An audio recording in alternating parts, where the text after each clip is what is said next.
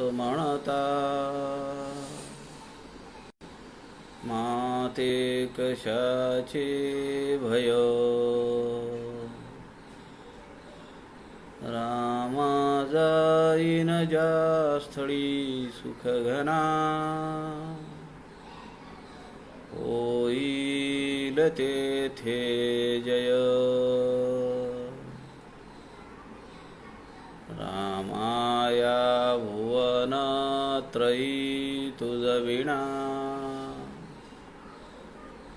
नाही तुझा तारक रामा तू सकलार्थ पूर्ण करीशी तू तात मी बालक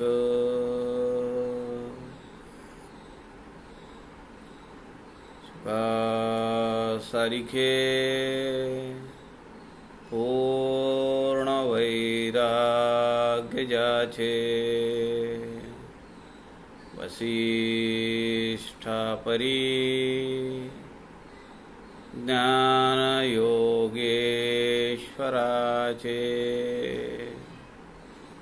कवी वाल्मिकी सारिखा मान्य ऐसा नमस्कार माझा सद्गुरु रामदासा मला वाटते अंतरी त्वा वसावे तुझ्या दासबोधासी त्वा बोध व्हावे अपत्या परी पाजवी प्रेम रसा महाराजया सद्गुरु रामदासा जय जय रघुवीर समर्थ सब संतन की जय। सज्जन हो नमस्कार। सद्गुरु समर्थ रामदास स्वामींच्या वाङ्मयाचा प्रचार प्रसार व्हावा या उद्देशाने आदरणीय प्रवीणजी शास्त्री दिवाकर यांनी संत समागम फेसबुक लाईव्ह पेज आपल्याला उपलब्ध करून दिलेला आहे। आपण या व्यासपीठाच्या माध्यमातून समर्थ रामदास स्वामींच्या वाङ्मयातील अनेक प्रकार अनेक आयाम अभ्यास करण्याचा प्रयत्न करतो आहोत। त्यामध्ये सध्या आपण जुना दासबोध अर्थात 21 समासी या समर्थ रामदासांनी आपला पहिला शिष्य श्री उद्धव यांना केलेला उपदेश आपण सध्या अभ्यास करण्याचा चिंतन करण्याचा प्रयत्न करतो आहोत। या 21 समासी ग्रंथातील 19वा समास ज्याचं नाव आहे संत संग महिमा याचं चिंतन आपण आज सुरू करणार आहोत। कालपर्यंत आपण याच ग्रंथातील 18वा समास सत्संग महिमा याचा अभ्यास करण्याचा प्रयत्न केला। आज आपण संत संग महिमा यावर काही चिंतन करूया। सज्जनांनो, मी काल आपल्याला म्हणालो की 18वा समास हा सत्संग महिमा आहे आणि 19वा समास हा संत संग महिमा आहे। तसं जर वर पाहता दोन्हीचाही अर्थ आपल्याला सारखाच वाटतो। सत्संग काय आणि संत संग काय सारखंच वाटतं। पण आपण जर बारकाईने विचार केला, आपण जर सूक्ष्म दृष्टीने विचार केला तर आपल्या लक्षात येईल की सत्संग आपण केव्हा म्हणतो? अनेक जण बसलेले आहेत आणि कुणीतरी एक जण प्रवचन करतोय, कीर्तन करतोय, काही अध्यात्मावरचं निरूपण करतोय, त्याला आपण म्हणतो सत्संग चालू आहे. अनेक लोक आहेत की जे त्या वाटेवर जाण्यासाठी इच्छुक आहेत. ते मुमुक्षु आहेत, ते साधक आहेत आणि ते सिद्ध पण असू शकतील. बद्ध नाही आहेत एवढं मात्र खरं आहे, कारण बद्ध इकडे येणार नाही. सत्संग हा तिथं आहे जिथं कुणीतरी एक जण अधिकारी पुरुष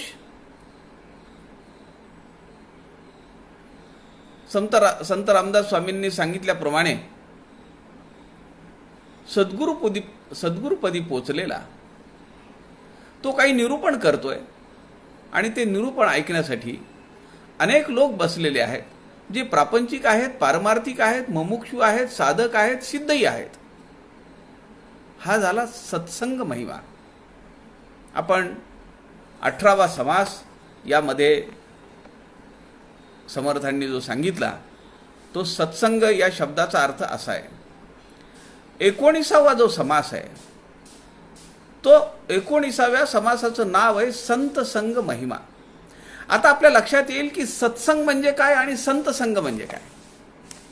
सत्संगामध्ये सगळे संत असत नाहीत, पण संत संग महिमामध्ये अनेक संत आहेत आणि एखादाच तिथं मुमुक्षु किंवा साधक किंवा सिद्ध आहे. त्याला संत संग महिमा असं म्हणलं जातं. आता ह्या बद्धाला किंवा मुमुक्षुला किंवा साधकाला संतांचा सहवास मिळाला, संतांची सेवा घडली, संतांचा उपदेश मिळाला, संतांची कृपा ज्याच्यावर झाली, संतांचा अनुग्रह ज्याला मिळाला किंवा ज्याला संतांनी दीक्षा दिली, हा सगळा जो भाग आहे तो संत संग महिमामध्ये येतो. मला संघ कुणाचा आहे? संतांचा आहे. सत्संगामध्ये संघ कुणाचा आहे? सत्विचारी लोक आहेत, संत आहेत. परंतु जेवढ्या प्रमाणामध्ये संत संघ महिमामध्ये आहे त्यातलं बल कुणाला आहे? तर संत असण्याला आहे. अनेक संत बसलेले आहेत आणि माझ्यासारखा एखादा माणूस जर तिथं त्यांच्या शेजारी जाऊन बसत असेल किंवा त्यांच्या सेवेला जर जात असेल तर त्याला म्हणायचं संत संग महिमा. आपण जर शिवथरगडीमध्ये व्यवस्थापक म्हणून गेलो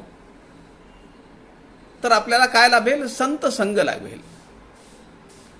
पण आपण जर 24 तास त्या काउंटरवर जर बसत असू आणि प्रापंचिक गोष्टी करत असू तर संत तिथं जरी घडीमध्ये बसलेले असले, कल्याण स्वामी आहे, समर्थ रामदास स्वामी आहेत, पण त्यांचा सहवास आपल्याला नाही मिळणार. आळशाच्या दारावरून गंगा वाहतीये आणि त्याला उठून बाहेर दारापर्यंत जाण्याची जर इच्छा होत नसेल तर त्याला काय म्हणायचं? असा काही प्रकार आपल्या बाबतीत होऊ शकतो. समर्थ रामदास स्वामींनी 19वा समास या ठिकाणी सांगितला आहे तो आहे संत संग महिमा. आपल्या लक्षात थोडाफार फरक लक्षात आला असेल की सत्संग महिमा आणि संत संग महिमा समास 18 आणि समास 19 यात अंतर काय? समर्थ या समासामध्ये काय आपल्याला उपदेश करतात त्याचं चिंतन आपण करूया. श्रीराम समर्थ. श्रीराम. संत संग भाग्या लागला, संत संग कैचा अभाग्याला, जयासी संत संग जोडला, ते संतची होती स्वये. श्रीराम. जे जे संगतीसी लागावे, ते ते गुण लागती स्वभावे, प्रयत्नासी न लगे जावे, आदरे करुणी. श्रीराम. प्राणी असती जये संगती, तैसेची गुण अंगी बाणती, पाहणेही न लगे प्रगट दिसती, जयाचे तया सारिखे श्रीराम. जैसा कागद एकची आहे, परी जे वस्तूची संगती लाहे, ते वस्तूची सारिखा पाहे, परिमळ तया कागदासी श्रीराम. हाही दृष्टांत गौण झाला, विचार पाहता अनुभवासी आला. संत संगती जो लागला, तो वेगळेपणे उरेना श्रीराम. समर्थ या ठिकाणी म्हणतायत, संत संग भाग्या लाभला, संत संग कैचा अभाग्याला. जो अभागी आहे, जो बद्ध आहे, जो अज्ञानी आहे, त्याला संत संग लाभणारच नाही. त्याची इच्छाच होणार नाही की आपण संताजवळ जाऊन बसावं. पण ज्याचं भाग्य फळफळलेलं आहे, ज्याच्या पारमार्थिक वाटचालीला रस्ता मोकळा झालेला आहे, असा जो साधक आहे, त्याचं भाग्य उजाडलेलं आहे, म्हणून त्याला संतांचा सहवास लाभतो. जयासी संत संग जोडला, ते संतची होती स्वय.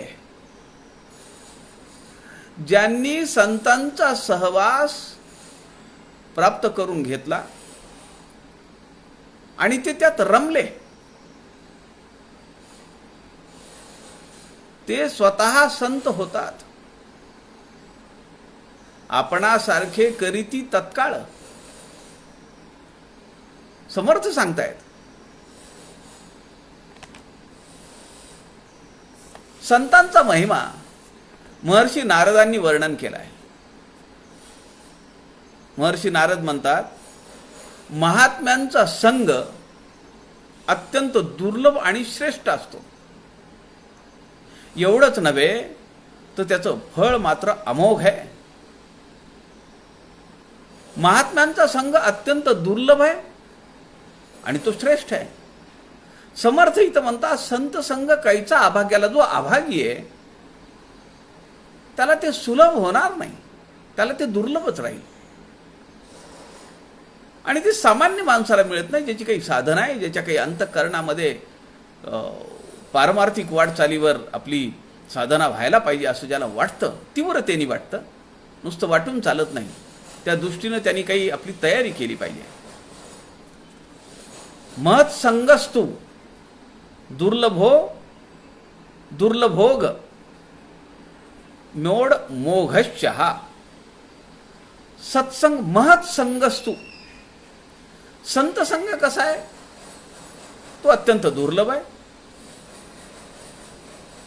महात्म्यांचा संग, महत् सत्संग, तो दुर्लभ आहे, तो श्रेष्ठ आहे. मोघश्च अमोघश्च. त्याचं फळ कसं आहे, अत्यंत अमोघ असं आहे. पद्मपुराणामध्ये सुद्धा याचा उल्लेख आहे. पद्मपुराणामध्ये असा उल्लेख आहे, पुण्योदयेन बहुजन्म समर्जितेन. किती जन्मांचं पुण्य लागेल माहिती नाही. एक लक्षात घेतलं पाहिजे आपण की नरदेहच अनेक जन्मांच्या मृत्यूच्या चक्रानंतर येतो, की जिथं पाप आणि पुण्याची साम्यावस्था असते. अशा वेळी आपल्याला नरदेह मिळतो. पद्मपुराणात म्हणतात, पुण्योदयेन. अशी कित्येक पुण्याची जन्म, बहुजन्म सर्जितेन. अनेक मानवी जीवनामध्ये पुण्य केल्यानंतर संत संग प्राप्त होतो. सत्संगमो यदि भवेत कृतिनो जनस्य अज्ञान हेतुकृत महाअंधकारो. अज्ञानाचं महातिमीर, महाअंधार संतांच्या सहवासानी पळून जातो. नश्ये तद्दा युधमेती महान विवेकः. अनेक जन्मांच्या पुण्यानंतर सत्संगमो, संतांचा सहवास मिळतो. अज्ञान हेतुकृत महाअंधकारो. कशासाठी तो मिळवायचा, अज्ञानाला पळवून लावण्यासाठी, ज्ञानाच्या प्रकाशामध्ये आपण जगण्यासाठी महान विवेक पद्मपुराण सांगतं. नाथ महाराजांनी संत संघाचं महात्म्य वर्णन केलंय. नाथ महाराज म्हणतात, कोटी जन्मांची पुण्य संपत्ती जरी गाठी असेल ऐती. जसं पद्मपुराण म्हणतं की अनेक जन्मांचं पुण्य फळाला येतं तेव्हा संत संघ लाभतो, तसंच एकनाथ महाराज म्हणतात, कोटी जन्मांची पुण्य संपत्ती जरी गाठी असेल ऐती, तय जोडे माझ्या संताची संगती, सत्संगे भक्ती उल्हासे. अशा वेळी माझ्या संतांचा सहवास मला मिळू शकतो की जो भक्ती मार्गामध्ये उल्हासाने मला घेऊन जातो. नाथ महाराज पुढे म्हणतात, मुख्यत्वे संतांची सेवा हेची साधन आवडे देवा. भगवंताला सुद्धा काय आवडतं? संतांची आम्ही सेवा केलेली पाहिजे, आम्हाला संतांचा सहवास मिळाला पाहिजे. संतांची पादसेवन, संतांचं अर्चन, संतांचं सख्य, संतांचं दास्यत्व, यामुळे भगवंत प्रसन्न होतो.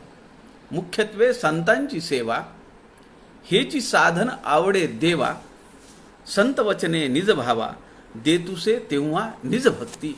आणि असं पाहिल्यानंतर भगवंत काय करतो? त्याला आपली भक्ती देतो, असं नाथ महाराज म्हणतायत. समर्थांनी आम्हाला इथं तेच सांगितलं की अत्यंत भाग्यवान असेल, अनंत जन्मांचं पुण्य जर आमच्या गाठी असेल तरच आम्हाला संतांचा सहवास लागतो. जे जे संगतीसी लागावे, ते ते गुण लागती स्वभावे, प्रयत्नासी न लगे जावे, आदरे करुणी.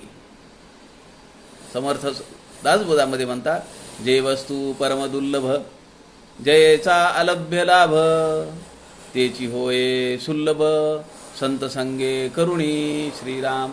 जी वस्तू अत्यंत परम दुर्लभ आहे, सहजासहजी लक्षात येत नाही, अलक्ष आहे, लक्ष जाऊनही मिळत नाही, परम दुर्लभ आहे, जयेचा अलभ्य लाभ, पण त्या वस्तूचा आम्हाला सहजपणे लाभ होतो,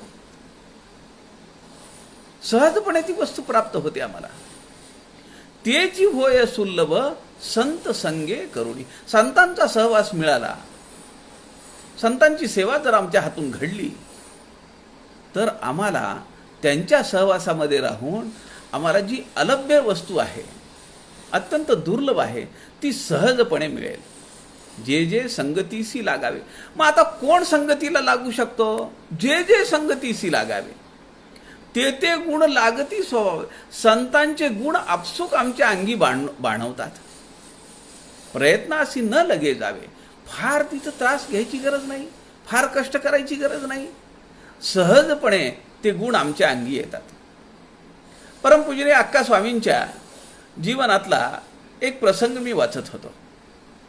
आपण अक्का स्वामी वेलणकरांवरचा ग्रंथ मागच्या वर्षी प्रसिद्ध करणार होतो, प्रकाशन करणार होतो, परंतु कोरोनामुळे मागच्या वर्षी आपला साधना सप्ताह झाला नाही.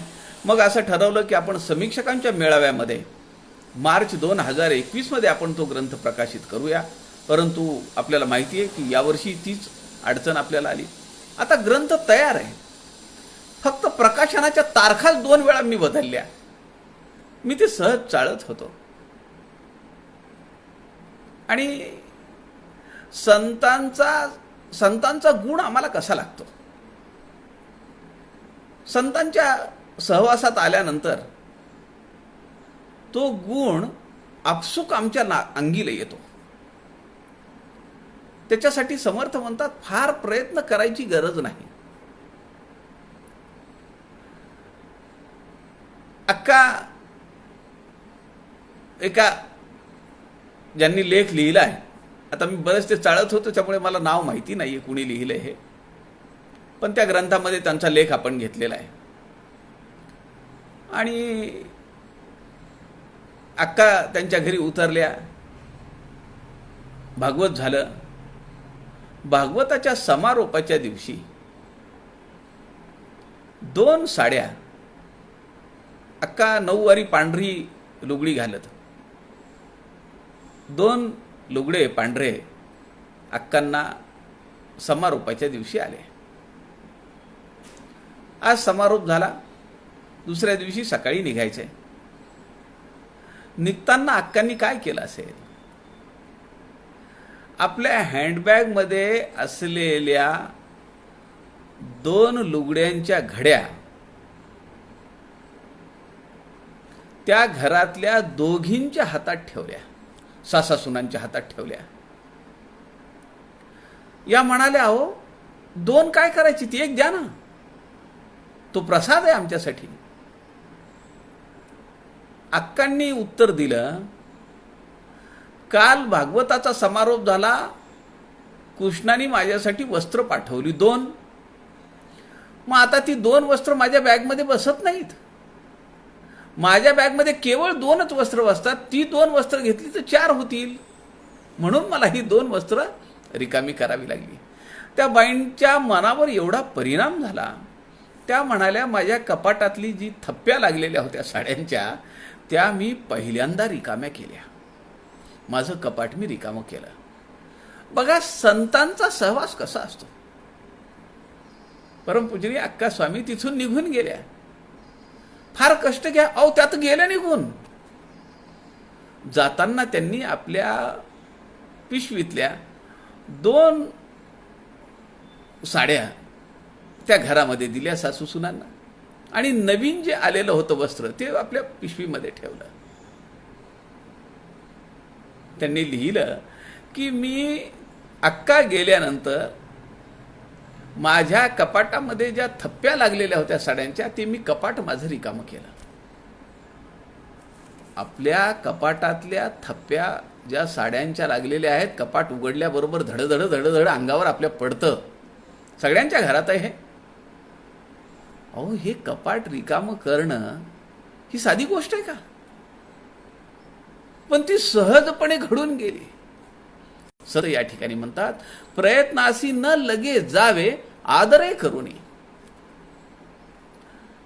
अत्यंत सहजपणे आदराने माणूस ते काम करतो, किंवा तो गुण साधकाच्या अंगी जडतो, की जो संतांचा सद्गुण आहे. समर्थ पुढे म्हणतात, प्राणी अस्ति जये संगती, तैसेची गुण अंगी बाणती. पाहणेही न लगे प्रगट दिसती, जयाचे तया सारिखे. जैसा कागद एकची आहे, परी जे वस्तूची संगती लाहे. ते वस्तूची सारिखा पाहे, परिमळ तया कागदासी. आत्ता माझ्या एक 15 दिवसाखालची गोष्ट आहे. कापुराची छोटी डबी होती. मला असं वाटलं की समर्थांच्या समाधीवरचा जो गंध आहे तो आपण त्या डबीमध्ये ठेवावा. म्हणून मी ती कापुराची रिकामी झालेली प्लास्टिकची डबी, छोटी डबी आहे एवढी, ती घेतली आणि त्यामध्ये गंध गोळे ठेवाव्यात 1-2 असा विचार केला. माझ्या असं लक्षात आलं की मध्ये कापुराचा वास आहे. मग मला असं वाटलं की त्या गंधालाही कापुराचा वास येईल, काय हरकत आहे. पण म्हणलं नको, गंधाचा जो मूळ वास आहे, जो सुगंध आहे, तो आपल्याला आला पाहिजे. त्याच्यात मिसळ कशाला करायची. म्हणून मी त्याला धुतलं. ती डबी उघडी ठेवली. 2 दिवसानंतर मी ती डबी घेतली आणि पुन्हा वास घेतला, पुन्हा कापुराचा वास आहे. समर्थ इथं आम्हाला उदाहरण देत आहेत, आम्हाला दृष्टांत देत आहेत. समर्थ सांगतायत, प्राणी अस्ति जये संगती, तैसेची गुण अंगी बाणती. खरंय का नाही? आम्ही चोरांसोबत राहू तर आमची वासना सुद्धा चोरांसारखीच होईल. संतांच्या बाबतीतला प्रसंग आहे. एका घरी जेवायला बोलावलं. जेवण झालं. चांदीचं ताट, चांदीची वाटी, चांदीचा पेला, तांब्या. मनामध्ये विचार आला की ताट, वाटी, तांब्या ह्याची तर काही गरज नाही आपल्याला, पण हा ग्लास ठेवायला काय हरकत आहे आपल्या झोळीमध्ये, यातून पाणी पिता येईल सारखं. लगेच दुसऱ्या क्षणाला मनात विचार आला, असं का वाटलं मला की हा ग्लास उचलून आपल्या झोळीमध्ये ठेवावा, की ज्यातून आपल्याला नेहमी पाणी पिता येईल, चांदीचा ग्लास आहे म्हणून का वाटलं? थोडा विचार केला, थोडं चिंतन केलं आणि त्या संतांच्या लक्षात असं आलं की ज्या घरामध्ये आपण आत्ता अन्न सेवन केलं इथं भ्रष्टाचार जास्त आहे, भ्रष्टाचारातून आलेलं धन इथं जास्त आहे. म्हणून आपण काय म्हणतो, स्वयंपाक करत असताना आम्ही श्रीराम जय राम जय जय राम किंवा कुठल्याही एखाद्या मंत्राचं पठण करायला पाहिजे, जेणेकरून त्या अन्नावर संस्कार सुद्धा त्या मंत्रोच्चाराने अभिमंत्रित होतील. किती मोठा वारसा, किती मोठा विचार आमच्या घरामध्ये, आमच्या संस्कृतीने दिलेला आहे. समर्थ या ठिकाणी म्हणतात, प्राणी असती जय संगती. आपण ज्यांच्या सोबत राहू ते गुण आपल्याला चिकटतात. पाहणे हीन लगे प्रगट दिसती, जयाचे तयासारखे. समर्थ म्हणतात, याला काही फार हातच्या काकणाला आरसा घेण्याची गरज नाहीये. तुम्ही थोडे दिवस राहून बघा. जे विषयांकित लोक आहेत त्यांच्यासोबत तुम्ही राहा, तुमचे मन विषयामध्ये रमेल. जे सद्वासना मनात घेऊन काम कार्यरत आहेत अशा लोकांसोबत राहा, तुमच्या सुद्धा वासना सात्विक होतील, कामना सात्विक होतील. समर्थ म्हणतात, याला काही फार अभ्यास करण्याची गरज नाही, लगेच तुम्हाला ह्याचा रोकडा साक्षात्कार मिळेल. जैसा कागद एकची आहे. कागद दृष्टांत देत आहेत समर्थ, कागद एकच आहे म्हणाले. परी जे वस्तूची संगतील आहे त्या कागदामध्ये तुम्ही काय बांधून ठेवले. जसं मी तुम्हाला म्हणालो की कापुराची डबी आहे, त्यामध्ये कापूर ठेवलेला आहे. एखादा कागद आहे आणि मोगऱ्याची फुलं तुम्ही त्यात ठेवलीत.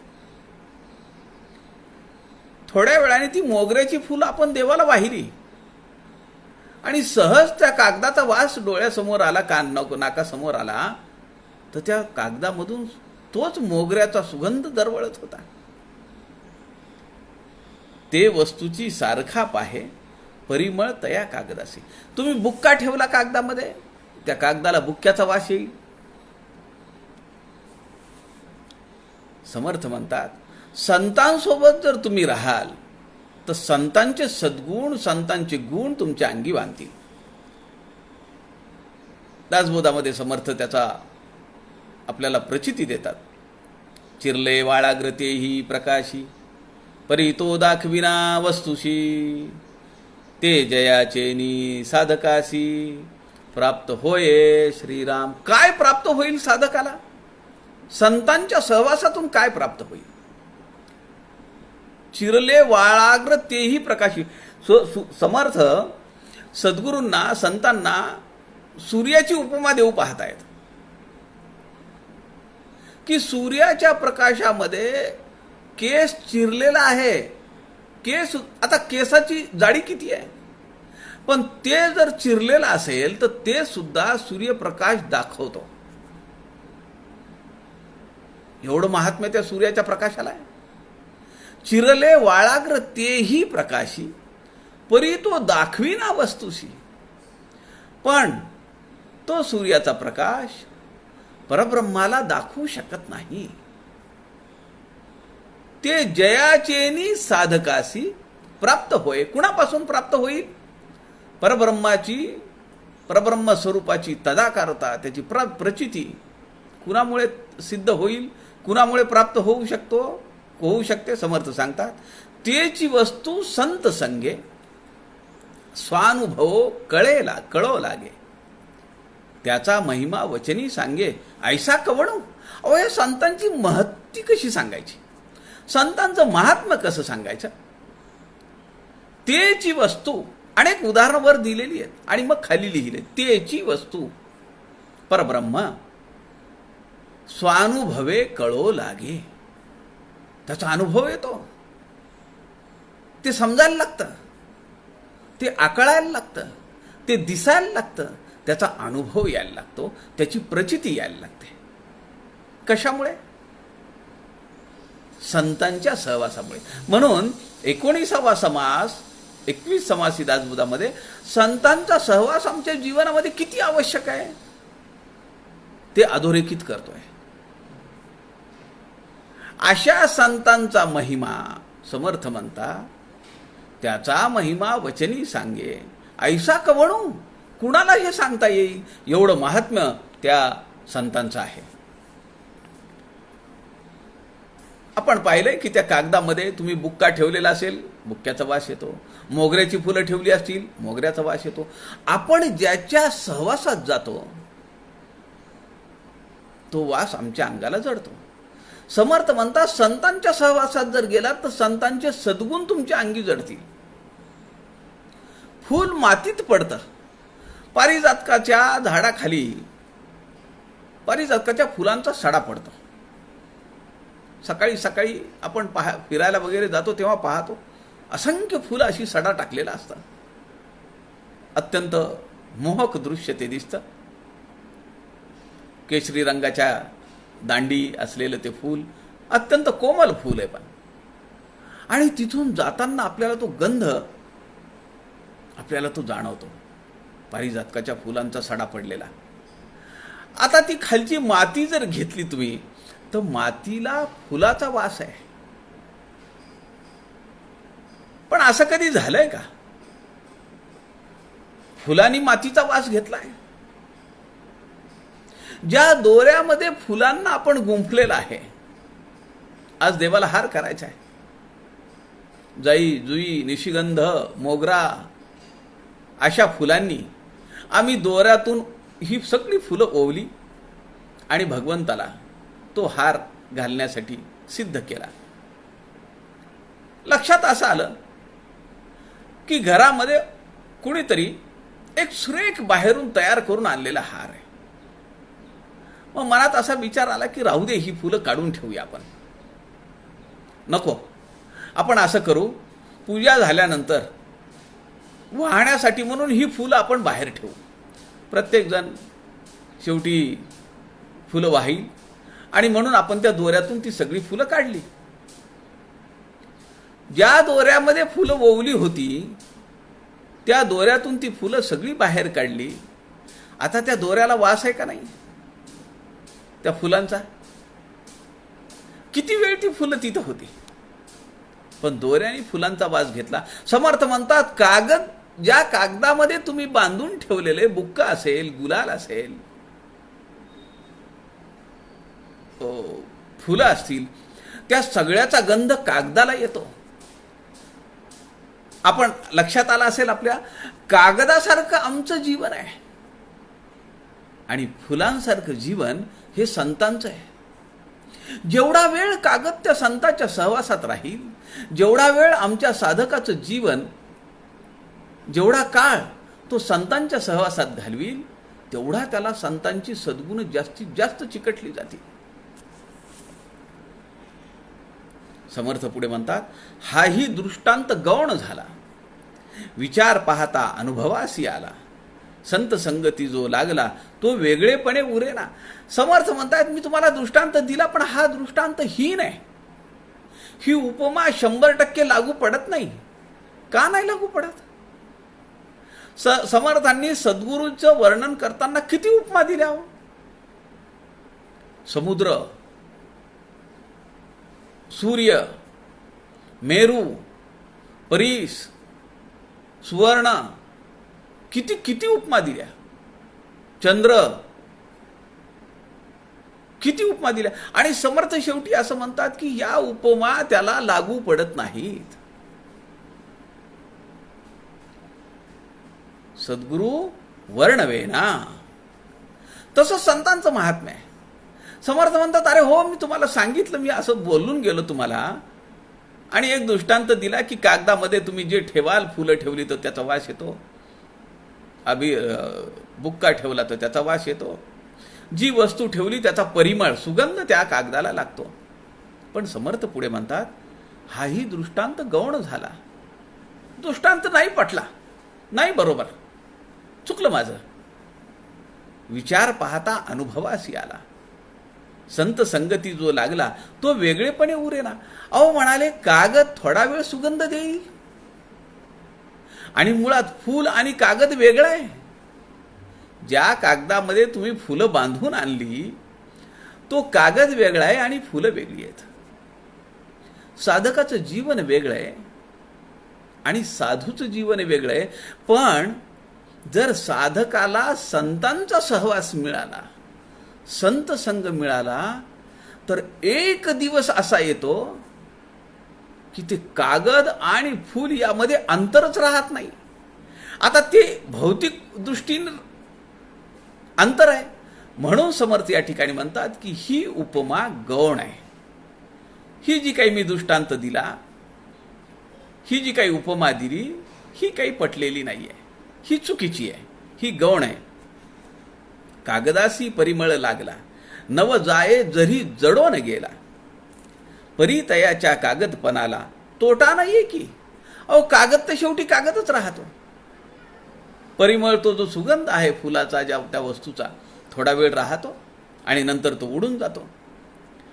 पण संतांच्या सहवासात गेलेला साधक संत बनून राहतो. पहिल्या ओवीमध्ये समर्थांनी आपल्याला सांगितलं, जयासी संत संग जोडला, ते संतची होती सोय, ते स्वतः संत होतात. म्हणून कल्याण स्वामींना समर्थ म्हणाले, म्या तुझसी गुरुत्व ओपिले. कल्याण स्वामींनी पुढे किती मोठी शिवराव परंपरा निर्माण केली. आत्माराम महाराजांपर्यंत आपण पाहिलं, 4 संतांची परंपरा आहे ती, अनुग्रह देऊन तयार केलेली कल्याण स्वामींची परंपरा आहे.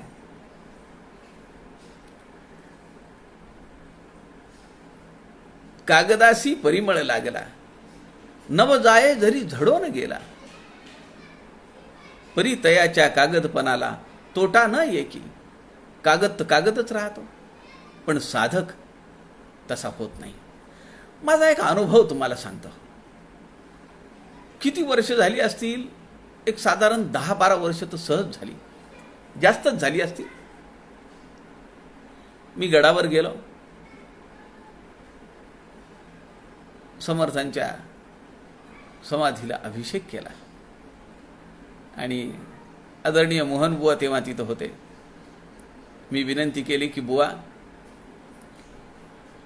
अभिषेक झाल्यानंतर समर्थांच्या समाधीला ज्या पंचांनी आपण पुसून काढलं, नवीन पंचे, रोज 2, 3, 4 पंचे ती पुसायला येतात.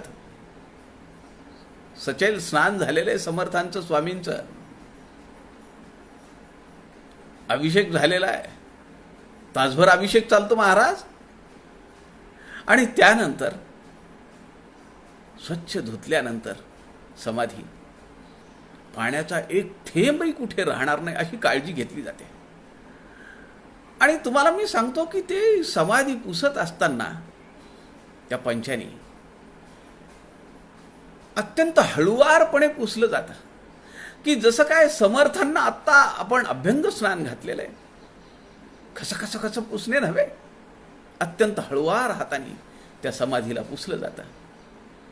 आणि ते पंचे जे ओले झाले होते समाधीवरचं पाणी पुसून, त्याला एक सुरेख गंध येत होता. मी बुवांना म्हणालो, माझी विनंती आहे की यातला एक पंचा मला मिळेल का. ते म्हणाले, असा नाही देता येत, आणि तो वापरता येत नाही पंचा. मी म्हणला, वापरतोय कोण. मी माझ्या बॅगमध्ये ठेवून देईन, घडी घालून. आणि तो पंचा 15-1 वर्षापासून माझ्या बॅगमध्ये आहे. सज्जन हो, मी जेव्हा जेव्हा ती बॅग काढतो, त्यातली ती पिशवी काढतो, कॅरी बॅगमध्ये तो पंचाची घडी घालून ठेवली आहे.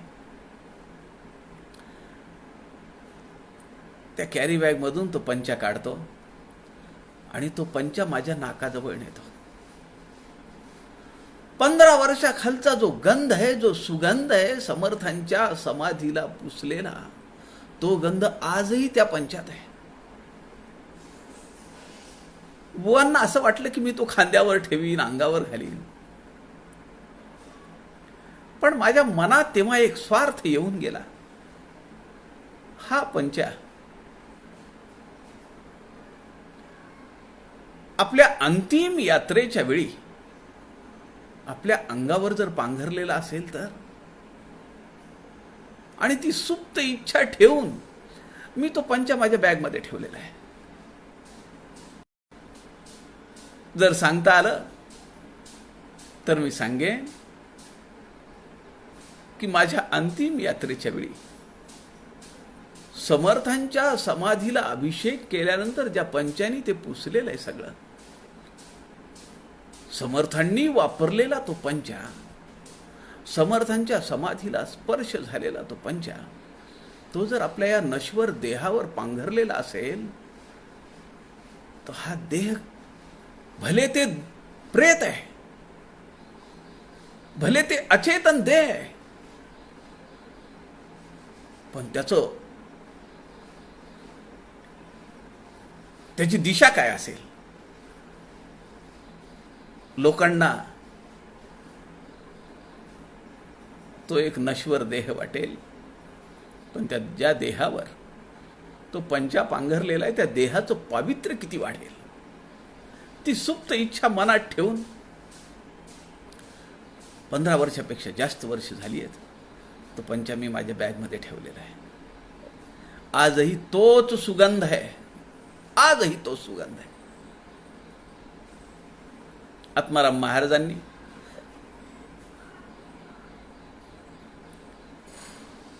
एक छोटा ग्रंथ लिहिलेला आहे, दासपंथ क्रम. अत्यंत भावविभोर अवस्था आहे की जी मी अनुभवतो. आणि मला जर कुणी विचारलं की शेवटची इच्छा काय आहे, किंवा जेव्हा लक्षात येईल की आता शेवट आलेला आहे, तर तो पंचा आपल्या शरीरावर घेऊन आपण आपल्या अंतिम प्रवासासाठी निघावं. यापेक्षा वेगळं सुख काय असेल? कल्पना सुद्धा किती भव्य आणि दिव्य आहे. असो, समर्थ पुढे म्हणतात, तैसे नव्हेती ते सज्जन, कृपा जालिया प्राणी अभिन्न, होती जैसे ते कांचन लोहाचे होय, परीस लोहाचे कांचन करी, परी आपणा ऐसे न करी, म्हणोनी देव न ये सरी, परिसाची सज्जना. समर्थ म्हणतात, अशा संतांना परिसाची उपमा द्यावी का? अहो, जशी ती कागदाला परिमळाची उपमा दिली, तशीच ही सुद्धा हीन आहे, गौण आहे. कारण का?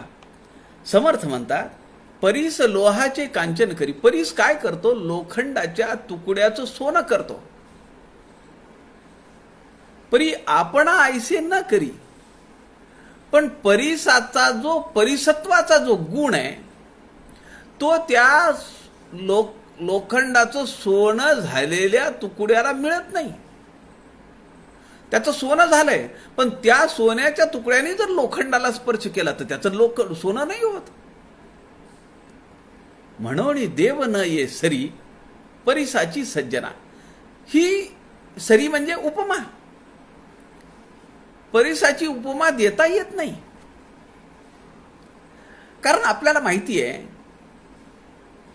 की सद्गुरू काय करतात, संत काय करतात, आपल्यासारखं शिष्याला करतात. दासबोधामध्ये समर्थ म्हणतात, परिसा आपणा ऐसे करीना, सुवर्णे लोहो पालटेना, उपदेश करी बहुत जना, अंकित सद्गुरूचा श्रीराम, शिष्यास गुरुत्व प्राप्त होये, सुवर्णे सुवर्ण करिता नये, म्हणोनी उपमान साहे, सद्गुरुसी परिसाची श्रीराम. तेच तत्व आहे, तोच गाभ आहे. सद्गुरु स्तवन